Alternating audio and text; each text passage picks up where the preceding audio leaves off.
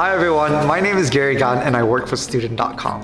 In the past year, we've helped hundreds of students find apartments in New York City. This is going to be a quick video to help anyone who's on a budget of about $1,500 or less and what your best options are in New York City. New York City is the second most expensive city in the US. The average price for a one-bedroom apartment in New York City is $2,500 as of November 2020.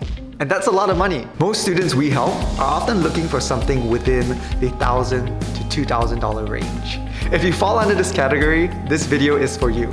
So what are your best options if you're trying to stay within that $1,500 budget?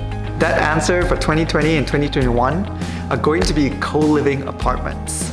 Co-living apartments are amazing because they are fully furnished, they are more affordable, and they also offer more flexible lease terms.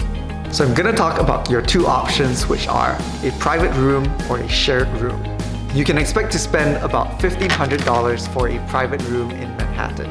Whereas if you're open to living in Brooklyn, that will drop to be about $1,200. Now these are just averages and they do vary.